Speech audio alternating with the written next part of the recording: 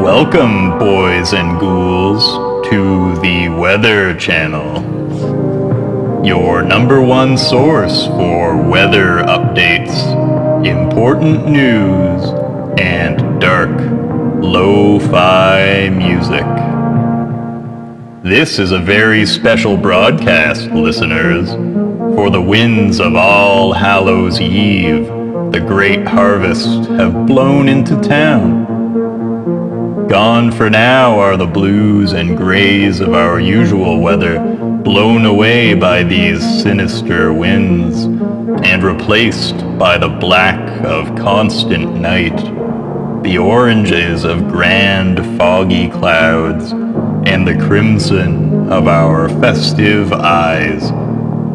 Yes, listeners, it is that familiar season of Halloween.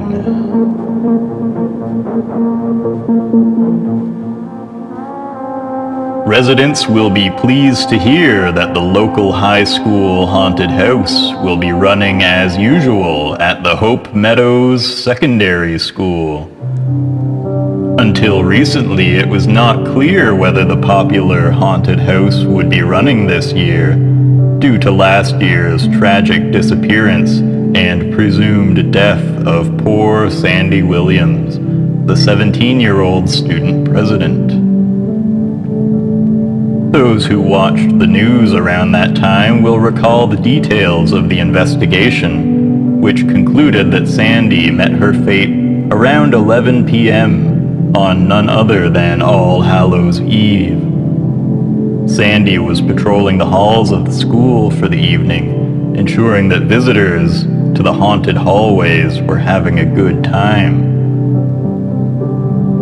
With all of the visitors having left to go trick-or-treating, Sandy was left mostly alone in the dark, neon-lit and fog-cloaked hallways, with only the various costumed, shambling classmates playing their menacing roles for company. After many hours of touring the winding halls, Sandy rounded a familiar corner a few times too many before she had realized the halls weren't quite connecting the way that they should.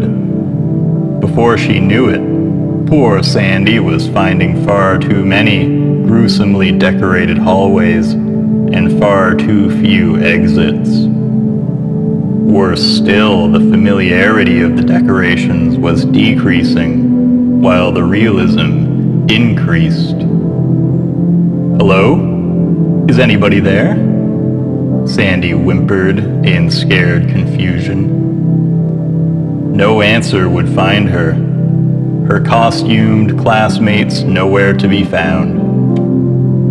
Suddenly, movement. A form shambles forward slowly from the far end of the long hallway. Jim? Is that you? Where is everyone else? Still, no answer. The form shambles forth, faster now. Sandy squints to make out the identity of the silent approacher through the neon fog of the haunted set. Closer it comes, yet no clear details emerge. No face, no hair, no clothing, just skin and hands. So many hands. As the form clambers faster and faster, the sound of fingers and knuckles smacking against the tiled floor grows louder and louder. Before Sandy has time to scream, the creature is upon her, and poor Sandy is no more. Or at least so says the official police report. But who really knows how they come up with these things? All I know is that the haunted house is back, and everyone is happy about it. I'm sure Sandy would have wanted it that way. She loved that haunted house. Cemetery party! Cemetery party! These are the words you will have heard shouted emphatically this morning at 8 a.m. by a rowdy gaggle of costumed youth. cutting through the jagged streets on battered bicycles. There are many old traditions around these parts, but one that is a little newer is the annual gathering of rather disorderly witches, ghouls, skeletons, and the like in one of the local graveyards. This phenomena is likely to repeat several times as we draw nearer to the witching hour this Halloween. If you're hoping to join these rowdy partygoers, I'm afraid I couldn't tell you where to go. If only we had one or two cemeteries to choose from, it might not be so difficult to narrow down. But when you live in a town that is surrounded entirely by countless graveyards, it can be quite the task to find a single crowd of costumed creatures. Local authorities were at first concerned about vandalism when these gatherings began. However, in time it turned out that quite the opposite was true, as the rapidly increasing numbers of graveyards on the outskirts of town appeared to directly correlate with the frequency of these mysterious parties. Stranger yet, the names on these graves do not match any town records, and many hint at originating from locales far, far away. Where are these traveling tombstones coming to us from? Is it the gatherings that bring the graves, or perhaps the other way around? There are perhaps some questions out there that a simple weather forecast just isn't able to answer. And now, a song.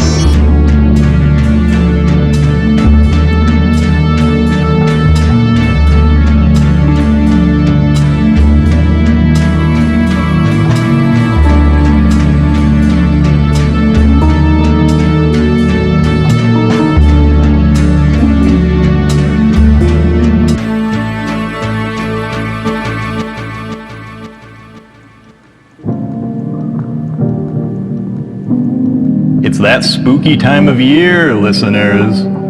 They will don their uncanny masks and chase you in the night. It's the local Joggers Club. Who's that at the top of the hill, in the dark, with a bat? It's the local Joggers Club.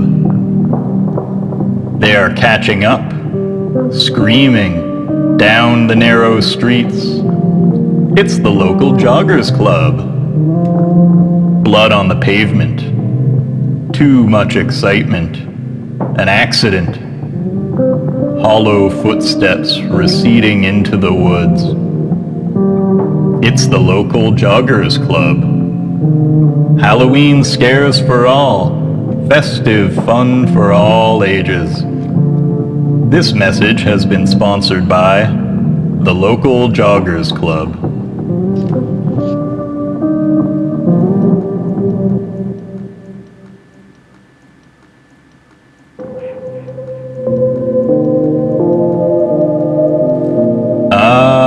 All Hallows Eve. A season of many traditions, some secret and loathsome, and others fun and popular. The favorite of many is without a doubt the act of trick or treating. Yes, that magical time when young residents don their costumes, grab their candy bags, and march excitedly into the great old woods. Little rows of ghouls and goblins will pile into the woods one after another. Some will emerge with heaping bags filled with candy. Some will emerge somewhere they did not expect to, and some will not emerge at all. Nothing in life is free, and all that candy must be paid for, after all. And what of those who emerge somewhere unexpected? Well, where exactly they emerge is unknown, even to them. After a short while, they will wander home in a daze, their eyes glazed over, and their pace zombie-like. After they hear the panicked voices of their worried parents, they will snap out of it. No evidence of their whereabouts can be found, aside from their blood-soaked hands and muddy feet. Yes, Halloween is a splendid time of joy and candy for most, and we look forward to it every year.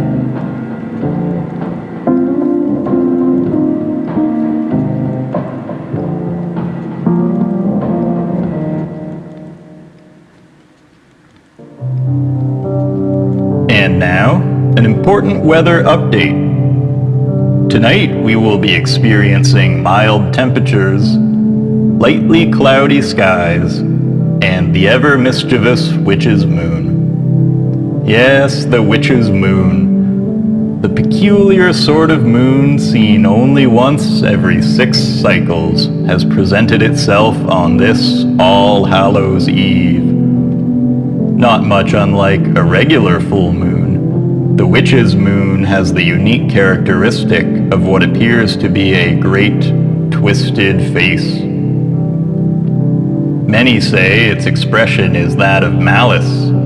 Others say it is an expression of great sorrow. Whatever the case, the witch's moon derives its name from the many chanting, dancing circles of nude, blood-soaked strangers which appear in the old woods on nights such as this. Witches, probably. Some have expressed disdain for the influx of probably witches during these strange moons, and have suggested running them out of town. They claim that they are a bad influence for our youth. The local Wildlife Protection Committee has argued against this opinion, claiming that these witches are an important part of the local ecosystem as they keep the numbers of local stray cats in check. Whatever your opinion, they are here to stay for now, so have fun out there tonight. and watch out. I wonder, listeners, have you ever stared at the black treetops on the horizon against the pale night sky? Giant pointed monoliths, great swaying crow's wings, jet black witches' caps. You may find it enjoyable to stare at these peacefully swaying in the cool night breeze.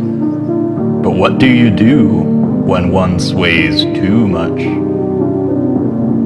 What do you do when one tree ducks behind another and doesn't come back?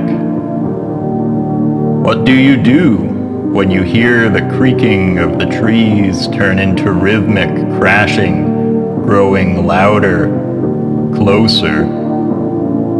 I don't know what you do, listeners. I just don't know.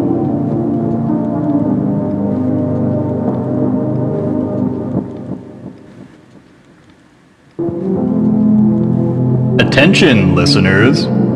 This is your annual scheduled reminder that tonight, and just for tonight, your dog is not yours. Open your front door at exactly 10 p.m. The dog will leave. You won't know where it has gone, but that's okay. You don't need to know everything. Just relax. While the dog is gone, you will hear strange sounds as if something is scraping against the outside of your house and breathing heavily, painfully. This sound will start from behind your house and gradually move along the sides, inching closer to your open door. No matter what, do not close your door. If you do, you will lose your dog. Just as the sound seems to be coming from just outside your door, wait a moment. Your dog will emerge through the door, carrying in its mouth an object from your childhood. At first, you will be scared, confused, but soon you will just be happy and a little bit sad. If you have a cat, well, don't worry, you will probably be just fine. And now, a message from the mall. No, not that mall. The other one. The basement mall. The mall that connects to the sewers. That mall is having a flooding sale. The mall is flooding, and everything is 50% off. Bring your boots. This message has been brought to you by the mall. No, not that one. The other one. We just went over this. Yeah, that's right. That one. And now, music.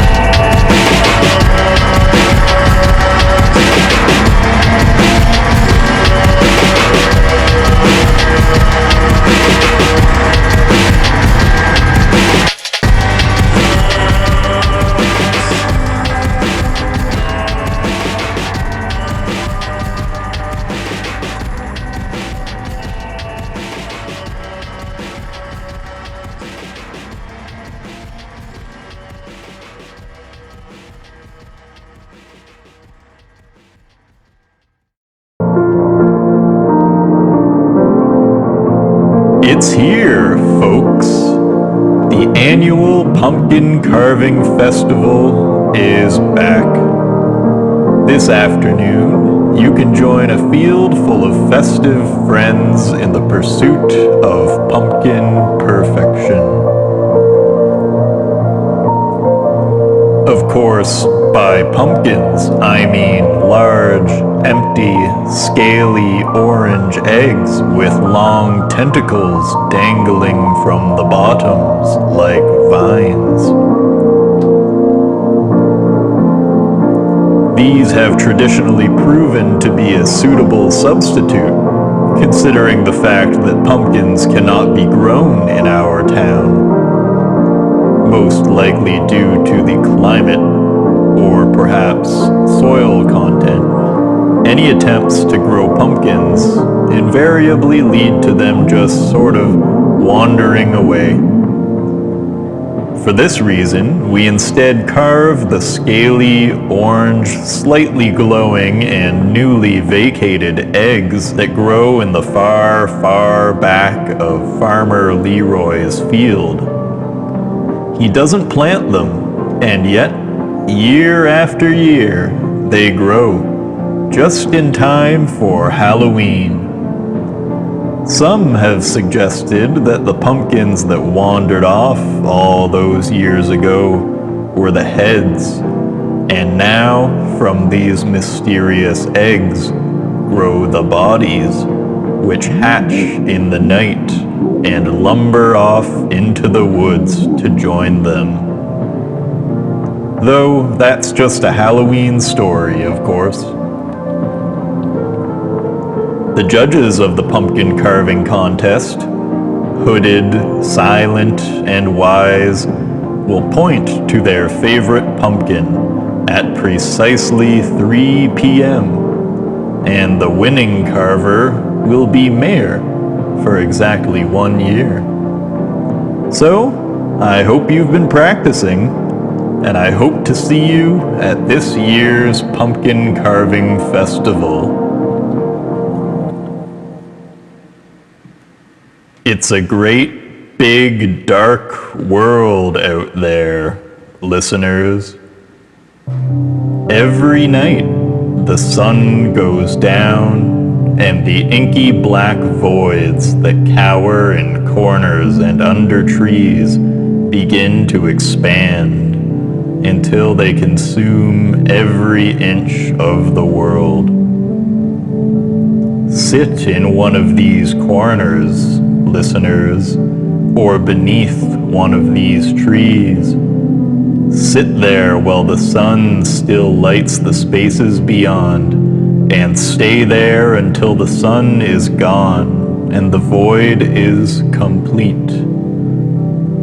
You will then be one with the shadows, a being of the night. Will you be able to return to the world of light? Who can say? Perhaps you will fade back into the corners along with the void when the sun returns, forever trapped on the other side of life's mirror. This has been a sponsored message from Pete's Industrial Lighting. I don't know about you, listeners, but I hate spiders. Creepy crawlies crawling around, spindly little legs, and too many eyes, getting into your bed, crawling around on your face while you sleep, in your ears and up your nose. I just hate them. Cutting into a beautiful birthday cake, and what's this?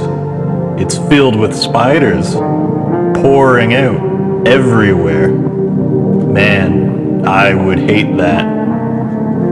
If you're like me, and you hate spiders as much as I do, you will not be pleased to hear that we have a real spider problem around here lately. Not a spider problem in the sense that there are lots of spiders. so much as one extremely large spider. Its legs are about 6 feet long each, and yet it is wiry enough to pop up out of your toilet unannounced, grab something to eat, like an unguarded sandwich or cat, and disappear back into the sewers. The local weirdos who actually like spiders have taken to affectionately calling him Hank. Or at least I'm just assuming it's a he, as I'm really not sure how you're supposed to tell. But the shrieking sound it makes is very low-pitched and masculine.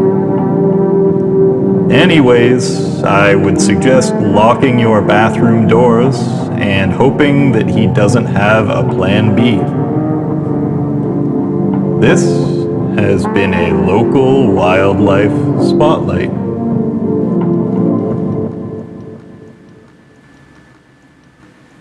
Thank you once again, listeners, for joining us for a special Halloween broadcast of The Weather Channel, your favorite channel. I hope you have enjoyed tonight's music selections, important news, and weather updates. Tonight, I will leave you with just one last song.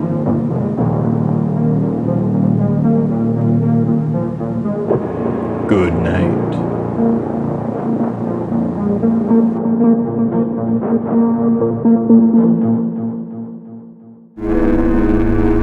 I didn't sleep well last night. Don't go into that fog.